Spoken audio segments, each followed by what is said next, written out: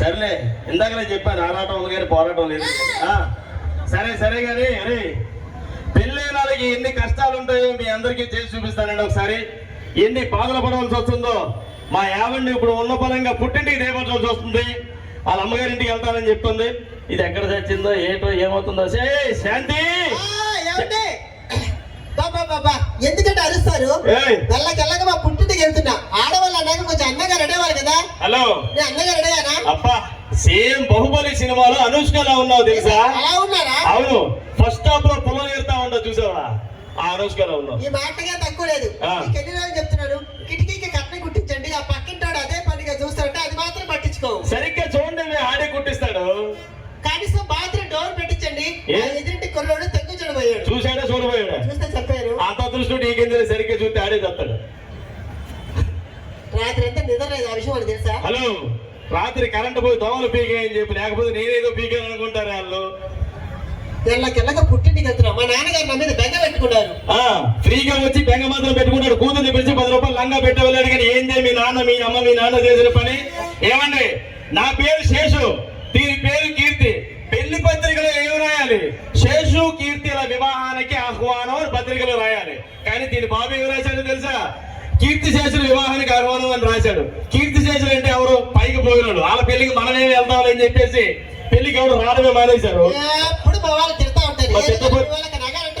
Hello, మీకు నగ నట్ర పెట్టడానికి మంది కళ్యాణ్ జ్యువెలరీస్ కాదమ్మా, కళ్యాణి టిఫిన్ సెంటర్. వేడి వేడి గారిస్తా, మైక్ పెట్టుకుని వెళ్ళిపో.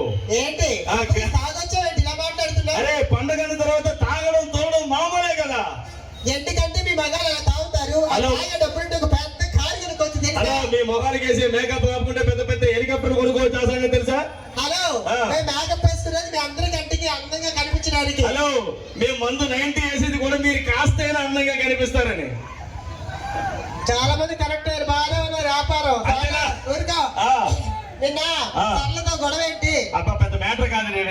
హలో, నాకు తెలియాలి. హలో, అసలు మనం పొద్దున్న ఎవరైనా మన ఇంటికి గెస్ట్ వచ్చారు ఏమంటావు? టిఫిన్ చేతి 2 అంటాం అంటావు కదా. మధ్యాహ్నం లంచ్ టైం లో వస్తే ఏమంటావు? లంచ్ చేతి 2 అంటాం అంటావు. మరి రాత్రి పడుకున్న సమయంలో వచ్చింది, అందుకే పడుకున్నారు అమ్మన్నా తప్ప. అందరూ ఇలాంటి తింగరోళ్ళే ఉన్నారంట. ఏమంటే తలకి తప్పేంటండి? ఇదా ఆ సుబ్బారావు గారు రాత్రి మార్కెట్ లో రాటించి కొట్టాడే. సుబ్బారావు రాడు తీసుకొడుతుంటే మీ చేతిలో ఏం లేదా? అప్పుడు నా చేతిలో ఎందుకు లేదు? రావిడి చేయి నా చేతిలోనే కదా ఉంది. విరగొట్టాలి మిమ్మల్ని. హలో, ఇగో ఇది బస్ స్టాండ్. ప్రతి పనికి మళ్ళీ ఆవారంగా తిరుగుతూ ఉంటారు, కొంచెం జాగ్రత్తగా ఉండు. అలాగండి. ఆడి పంచాడు, అది మైకు పంచాడు. హలో, పక్కోడు తప్పింగ్ కాదు, ఎప్పుడు వాళ్ళే.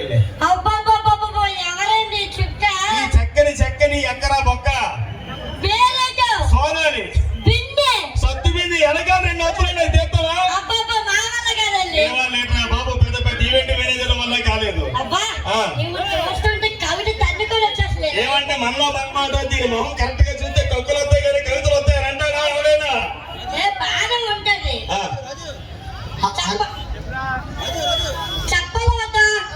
ఒక్కసారి ఒక 2 minutes మనకి స్పెషల్ గెస్ట్ వస్తున్నారు.